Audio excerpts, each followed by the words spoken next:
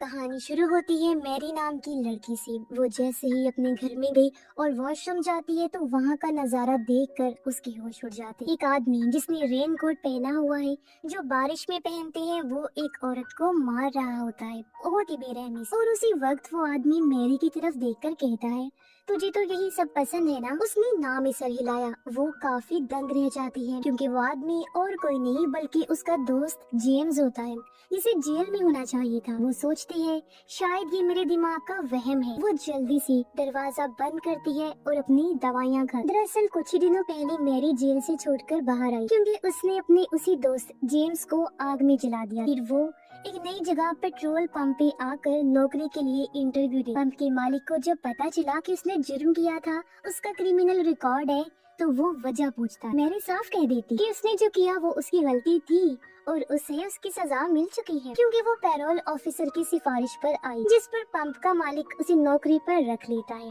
Mary खुशी खुशी उसका शुक्रिया अदा करती क्योंकि उसके जैसी लोगों के लिए नौकरी पाना आसान नहीं होता। फिर उसकी दोस्त उसे घर छोड़ देती और वही शुरुआत वाला सीन हमें दिखाया जाता है जब वो दवाई खाकर थोड़ी नॉर्मल हो। तभी उसका पैरोल ऑफिसर अचानक उसके सामने आ जाता है।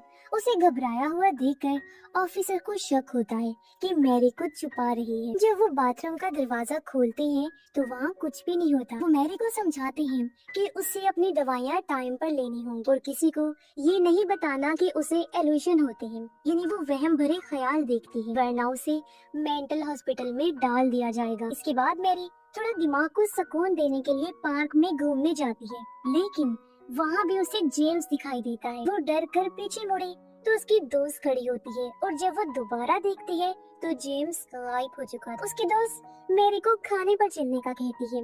रेस्टोरेंट में मैरी बताती है कि उसे जेम्स दिखा और ये कोई एल्यूजन नहीं है। उसे लगता है कि जेम्स जेल से भाग गया, जो सुन उसकी दोस्त यकीन नहीं करती। पूछती है लेकिन ऐसा कैसे हो सकता है। इसी बीच मैरी को फिर से एल्यूजन नजर आया। उसे दिखाई देता है कि उसकी दोस्त के सर से खून बह रहा है।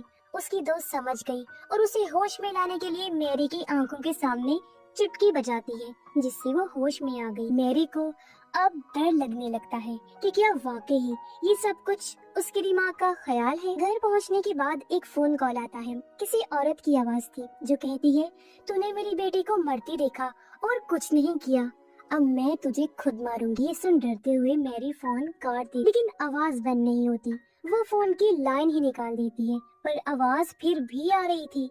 तब आखिर गुस्से में आकर वो पूरा फोन ही तोड़ देती है। अब मेरी रात की शिफ्ट पर जाने के लिए अपनी दोस्त के साथ निकलती, लेकिन तभी आसमान में बादल गरजने लगे। ऐसा लग रहा था जैसे किसी भी टाइम तेज बारिश हो जाए। रास्ते में वो अपनी दोस्त से बात कर रही होती है।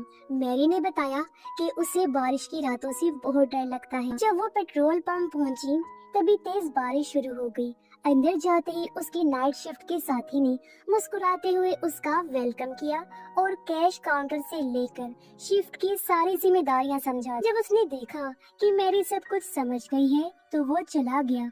उसकी दोस्त कहती है कि वो सुबह उसे लेने आएगी, तब तक अपना ख्याल रखना, और वो भी निकल जाती है। लेकिन जैसे ही वो अपनी कार तक पहुंची, कोई रेनकोट पहना इंसान जिसके हाथ में हथौड़ा था उसे घूर रहा होता है। जैसे ही उसने कार की खिड़की नीचे की और सिगरेट बाहर फेंकी, वो आदमी आगे आया और सीधा हथौड़ा उसके चेहरे पर दे मारा, जिससे वो काफी जख्मी हो गई। फिर उसे खींचकर बाहर लाया और जबरदस्ती वहाँ से ले जाता है। हालांकि वो मदद के लिए चिल्ला रही थी, लेकिन बारिश की आवाज में उसकी चीखें किसी को भी सुनाई नहीं दी। उधर मैरी बाहर निकली और अकेलेपन की बोरियत से बचने के लिए सिगरेट जला ली, लेकिन तभी वही रेनकोट वाला आदमी उसकी तरफ बढ़ता हुआ नजर आया।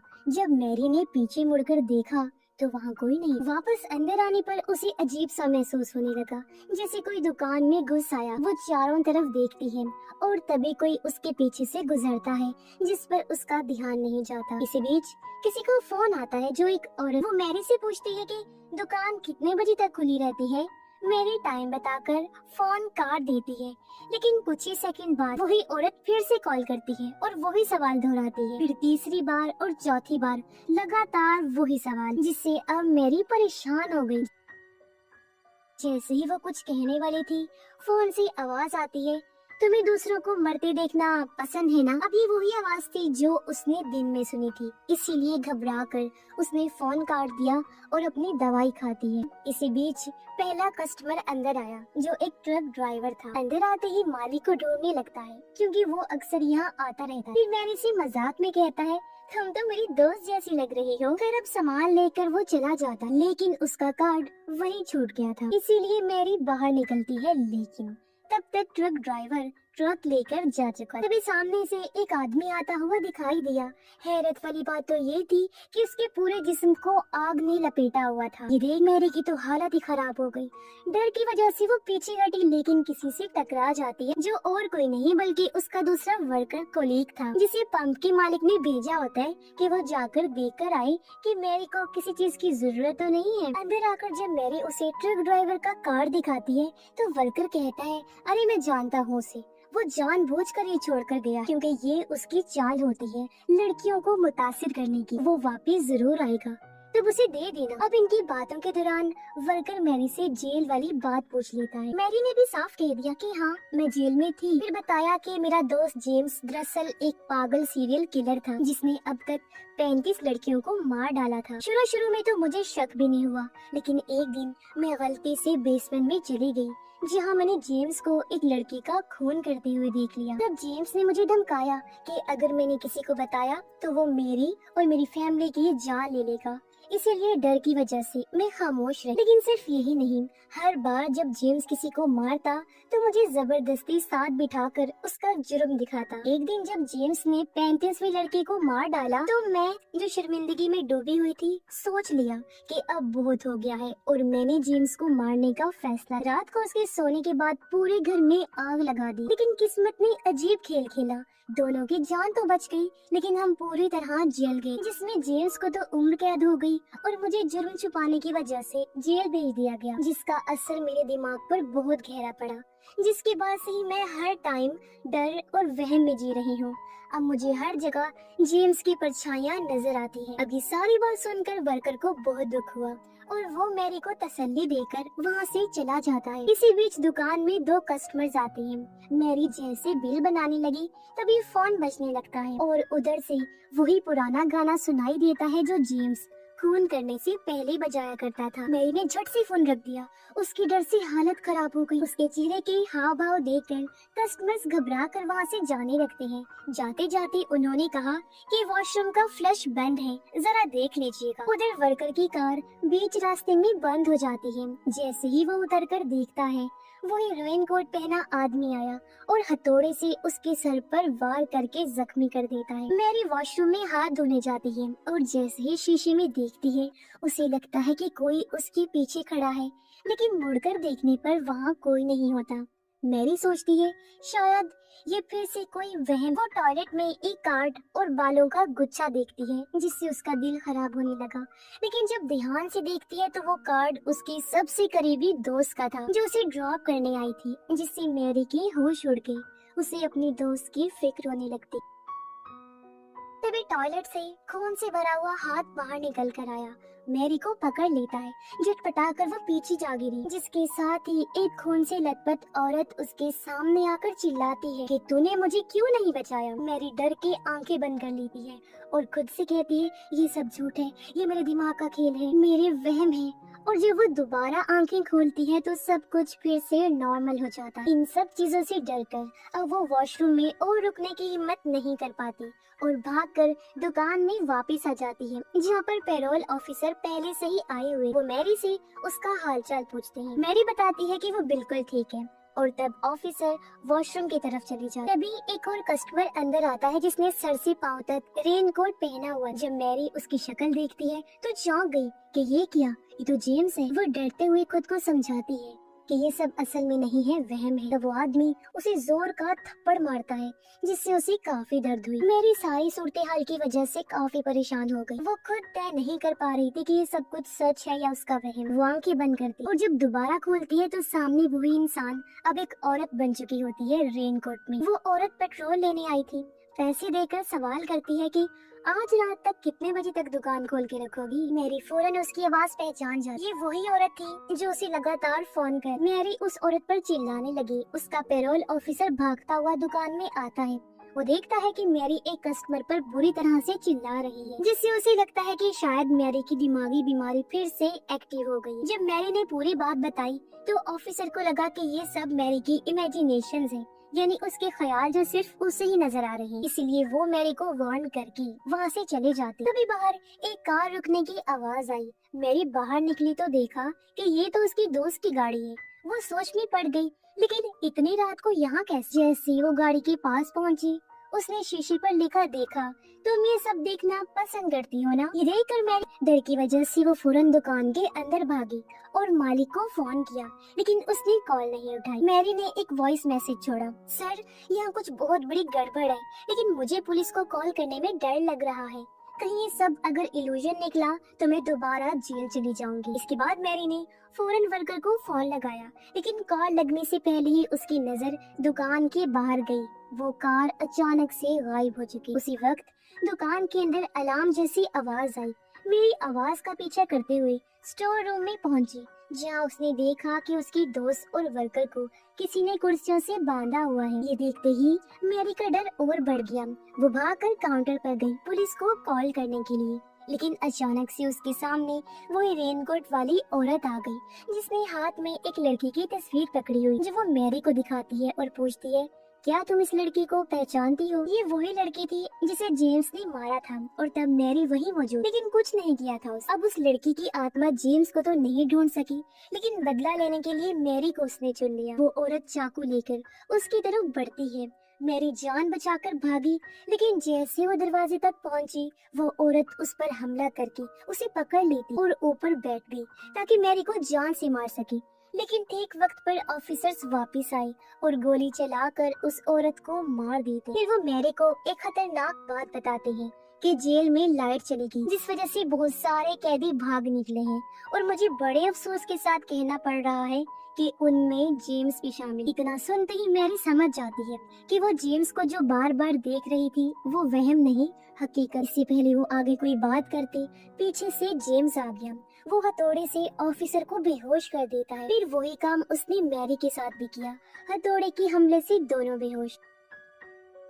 इसके बाद सीन बदलता है, जहां जेम्स ने दोनों को कुर्सी से बांध के रखा था। फिर वो मैरी के सामने ऑफिसर को हथौड़े से मार कर खत्म कर देता है, और फिर उसके दोस्त को भी प्लास्टिक शीट से दम घोट कर उसने मार दिया। अब बारी थी वर्कर की, जो उस पर पेट्रोल डाल देता है, लेकिन इससे पहले आग लगाता। तभी बाहर से कार के आने की आवाज आई। ये और कोई नहीं, ट्रक ड्राइवर था, जो पहले जानबूझकर अपना कार्ड भूल गया था। तब जेम्स उसे निपटाने के लिए बाहर चला जाता है। मौका देकर मैरी खुद को और वर्कर को खो लेती है और एक बंदूक लेकर दरवाजे के पास छुप जाती है। ट्रक ड्राइवर को जमीन पर खून के धब्बे दिखते हैं, जो देखकर वो डर गया। पुलिस को कॉल करता है। पुलिस उसे कहती है कि कहीं छुप जाओ, बाहर मत निकलो, ना ही अंदर जाओ, लेकिन ट्रक ड्राइवर नहीं मानता और दुकान के अंदर आ जाता है। जेम्स पहले से ही उसका पीछा कर रहा था, और अब जैसे ही वो पलटा तो जेम्स हथौड़ा सीधा उसके गले में दे मारता है, जिससे उसकी हालत काफी खराब हो गई। जख्मी ट्रक ड्राइवर लड़खड़ाते हुए दरवाजे की तरफ बढ़ा। जैसे दरवाजा खोलता है, मैरी उसे गोली मार देती है। वो सोचती है कि उसने जेम्स को मार दिया, लेकिन जब पास जाकर चेहरा देखती है तो उसे पता चला कि मैंने गलती से ट्रक ड्राइवर को ही मार दिया है। अब मैरी मजीद कोई गलती ना करे, इसलिए वर्कर ने खुद ही बंदूक संभाली। दोनों को लगता है कि अब बैठकर मौत का इंतजार करना बेकार है, इसीलिए उन्होंने खुद ही कुछ करने का फैसला किया। जेम्स को पता चल गया था कि इनके पास हथियार है, इसीलिए उसने बिल्डिंग की बिजली काट दी और अंधेरे में घूमने लगता है। वर्कर के अंदर हिम्मत बाकी नहीं थी कि वो मैरी को लेकर आगे बढ़े, ना ही वो गोली चलाना चाहता था, क्योंकि बंदूक में सिर्फ 2 ही गोलियां बची। तभी बाहर पुलिस की सायरन सुनाई दी और कुछ ही पलों में पुलिस मौके पर पहुंच जाती है। गिरकर वर्कर और मैरी ने आगे बढ़ना शुरू किया, लेकिन तभी अंधेरे में छुपा जेम्स अचानक हमला कर देता है और वर्कर को उसने जख्मी कर दिया। डर की वजह से मैरी एक शेल्फ के पीछे छुप जाती है। अब जेम्स उसे जल्दी से पकड़ना चाहता था, इसीलिए उसने लाइट्स फिर से ऑन कर दी, लेकिन इससे मैरी का फायदा हो गया क्योंकि उसे भागने का मौका मिल गया। जैसे ही मैरी को यकीन हुआ कि जेम्स आसपास नहीं है, वो भागकर बाहर निकल कर आता। जहाँ आते ही पुलिस वाले ने उस पर बंदूक ताने और पूछताछ करने लगता। घबराई हुई मैरी बस इतना ही कह पाती है कि वो आ रहा है, हमें जल्दी यहाँ से निकलना होगा। पुलिस को पहले यकीन नहीं हुआ, लेकिन जब मैरी ने उसका नाम बताया तब पुलिस को असली खतरे का एहसास हुआ। उसने मैरी को गाड़ी में बिठाया और खुद भी गाड़ी स्टार्ट की, लेकिन जैसे उसने मदद मांगने के लिए फोन किया, अचानक एक गोली उसके सर में लगी, जिससे मौके पर ही उसकी मौत हो जाती है। मैरी डरती हुई गाड़ी से बाहर आ गई और भागते भागते एक पुराने से घर में आ पहुंचती है। वहां उसने एक लोहे का शॉवल इन्हें बेलचा उठा लिया ताकि इसे हथियार के तौर पर इस्तेमाल कर सके। उसके पीछे पीछे जेम्स भी यहाँ पर आ जाता है। उसने मैरी को ना देखकर वापस मुड़ने की कोशिश की, तभी मैरी ने उस पर सीधा शॉवल से हमला कर दिया, लेकिन इसे जेम्स को ज्यादा नुकसान नहीं पहुंचा था। मैरी वहाँ से भागते हुए एक पेट्रोल पंप पर पहुंची और वहाँ ऑफिस में छुप जाती। अब दीवार पर लटका हिरन का सर देखकर उसके दिमाग में एक आइडिया आता है और उसने इसे भी हथियार के तौर पर अपने साथ रख लिया। जेम्स भी पीछा करते हुए वहाँ आ गया था और वो ऑफिस का दरवाजा तोड़ देता। मैरी जो सामने खड़ी थी उसने पूरे जोर से उस हिरन के सर से जेम्स पर हमला कर दिया। अब काफी स्पीड में टकराने की वजह से सींग जेम्स के आर पार हो जाते हैं। इसके बाद मैरी ने वर्कर का मोबाइल उठाया और पुलिस को मदद के लिए कॉल कर देती है। जेम्स जो अभी भी जिंदा था, उसने दर्द सहते हुए बड़ी मुश्किल से सींग अपने जिस्म से बाहर निकाले और रेंगते हुए मैरी के पास आ जाता है। उसने मैरी की आंखों में देखकर बस एक बात कही कि मैं तुमसे बहुत प्यार करता हूँ। मैरी को लगता है कि वो मर चुका है, तो उसने सुकून का सांस लिया। अब क्योंकि वो जख्मी भी थी और थकान की वजह से वो वहीं बेहोश हो जाती। सुबह जब उसकी आंख खुली तो देखा कि जेम्स वहाँ नहीं था, जिसका मतलब था कि वो जिंदा है और वहाँ से भाग गया, और ये चीज आने वाले खतरे की तरफ इशारा कर। मैरी ने बाहर जाकर देखा तो जमीन पर खून के निशान, वर्कर की लाश पड़ी थी और पुलिस की गाड़ी की लाइट्स अभी भी जली हुई। ये सब देखकर उसे यकीन हो गया था कि जो भी हुआ वो कोई सपना नहीं था, ना ही वहम, बल्कि सब हकीकत। इसके बाद हम कुछ महीनों की बात का टाइम देखते हैं, जहाँ अब एक नए शहर में एक सैलून में वो काम करती। एक रात जब वो शीशा साफ कर रही थी, अचानक उसे आईने में जेम्स की परछाई नजर आई, जिसका मतलब कि वो वापस लौट आया। और जब तक मैरी पूरी तरह उसे खत्म नहीं कर पाती, वो उसकी जान छोड़ने वाला नहीं था। और इसी के साथ ही इस फिल्म की कहानी यहीं पर खत्म हो जाती।